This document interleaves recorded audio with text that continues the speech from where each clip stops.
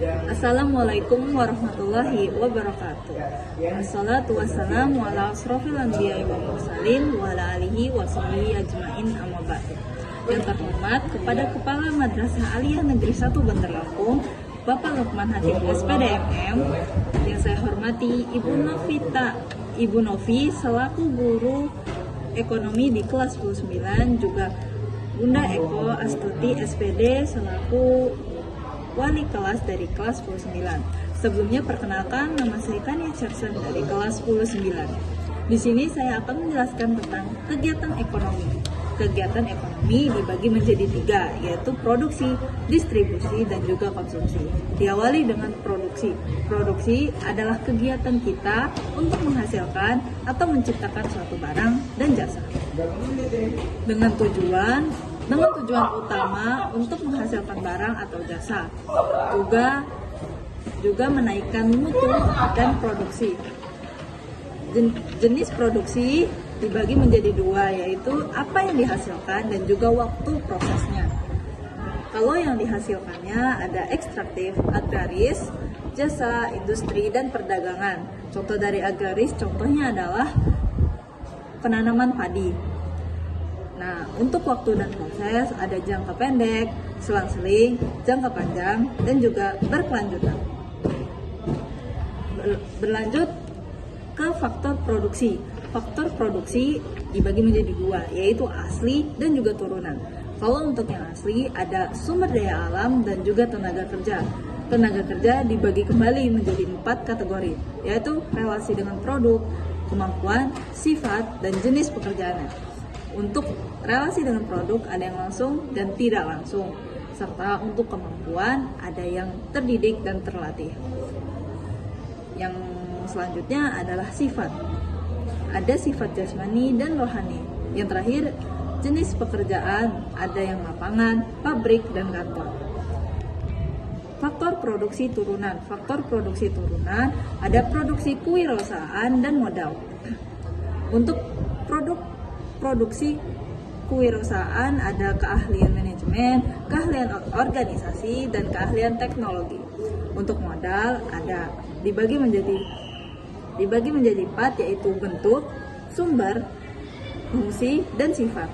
Untuk bentuk ada yang konkret dan abstrak, sedangkan untuk sumber ada internal dan asing. Untuk yang internal ini contohnya adalah deposito, saham, dan lain-lain. Untuk yang asing adalah penanaman modal dari perusahaan lain atau dari pihak lain. Untuk fungsi ada yang perseorangan dan juga sosial. Yang terakhir adalah sifat. Ada yang sifatnya lancar, yaitu dia sekali pakai lalu habis. Sedangkan untuk yang tetap dia akan selalu ada dan tidak akan pernah habis kecuali rusak. Contohnya mesin di pabrik. Berlanjut ke distribusi. Distribusi adalah kegiatan kita untuk memproduksikan pemasaran produk dengan tujuan untuk memudahkan konsumen mendapatkan produk kita, serta mempertahankan dan mengembangkan kualitas produk. Untuk jenisnya dibagi menjadi 3, yaitu intensif, eksklusif, dan selektif. Untuk intensif biasanya dijual kembali ke retail. Untuk eksklusif besar-besaran. Sedangkan untuk selektif adalah ke tempat-tempat tertentu seperti tempat khusus untuk kita mencari tempat kredit. Nah, itu adalah tempatnya, salah satu contoh dari distribusi selektif. Yang terakhir adalah lembaga saluran distribusi. Ada pedagang dan khusus. Khusus biasanya jarang kita dengar istilahnya dan jarang juga kita menemukannya. Sedangkan untuk yang pedagang kita sering mendengarnya.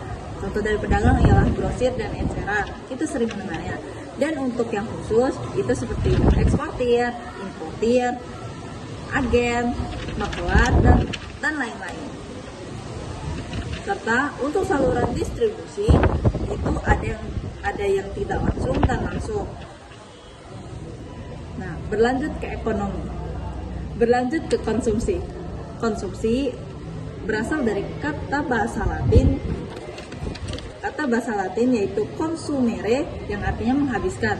Dengan kata lain, konsumsi ialah kegiatan kita untuk menggunakan jasa atau barang dengan tujuan untuk memuaskan kebutuhan rohani dan fisik, serta tentunya karena kita menggunakan sebuah jasa atau barang, artinya kita mengurangi atau menghabiskan nilai guna yang ada di jasa atau barang tersebut. Nah, untuk faktor dibagi menjadi banyak sekali cabang, yaitu tergantung oleh adat dan selera. Tentunya adat